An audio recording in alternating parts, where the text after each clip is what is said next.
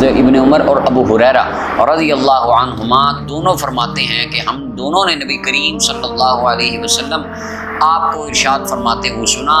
آپ نے ممبر کے اعواد عود کی جمع لکڑیوں پر ممبر کے اوپر بیٹھ کر آپ نے فرمایا لَيَنْتَهِيَنَّ أَقْوَامٌ عَنْ وَضْعِهِمُ الْجُمُعَاتِ، چاہیے کہ ضرور باز آ جائیں لوگ جمعہ کو چھوڑنے سے، یا اللہ تعالیٰ ان کے دلوں پر مہر لگا دے گا، پھر وہ غافلین میں سے ہو جائیں گے. یعنی لوگ جمعہ نہ چھوڑیں، باز آ جائیں اپنے سے. یعنی یہ ڈرایا گیا ہے، کتنا گراں اس عمل کو بتایا گیا ہے کہ اس کام سے باز آ جائیں. اگر ایسا نہ ہوا تو دل پر مہر لگ جائے گی. جیسے قرآن کریم میں آتا ہے نا کہ ختم اللہ علی قلوبہم وعلی سمعہم وعلی ابصارہم غشاوۃ، کافروں کے بارے میں کہ اللہ نے مہر لگا دی آنکھوں پر، سماعت پر، دلوں پر مہر لگ گئی. کس طرح مہر لگ گئی؟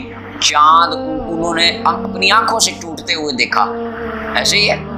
پتھروں کو سلام کلمہ پڑھتے دیکھا، درختوں کو سلام کرتے، سارا کچھ دیکھا معجزات، لیکن کلمہ پھر نہیں پڑھا. یہ تھا مہر لگ.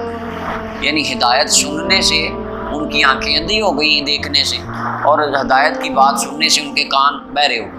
اب زیادہ بندہ کثرت سے جو گناہ کرتا جاتا ہے اس کے دل پہ حضرت سیدنا داتا گنج بخش علی جوہری رحمۃ اللہ علیہ اپنی کتاب کشف المحجوب میں بڑی خوبصورت آپ نے لطیف انداز میں حجابوں کی جہاں بات آتی وہاں پہ آپ نے حجاب اپنا رینی اور غینی اس کا آپ نے ڈسکس اس کو کیا ہے کہ پھر وہ دل پہ حجاب چڑھ جاتا ہے. ایک ہوتا ہے کفر کا حجاب، یعنی کفر کا حجاب وہ تو پھر بالکل ہی بند کر دیتا ہے.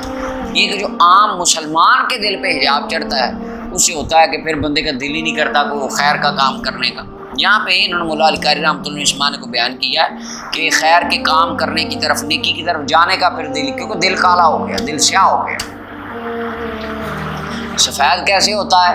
اللہ بذکر اللہ تطمئن، اللہ والوں کی مجلس میں بیٹھو جو تمہیں یاد خدا کروا دیں، اللہ یاد کرا دیں، تو جب رب یاد آئے گا دوبارہ اپنی اصل کی طرف لوٹو گے، وہ دل کا حجاب اتر جائے گا، دل اللہ کی رحمتوں کا مرکز بن جائے گا.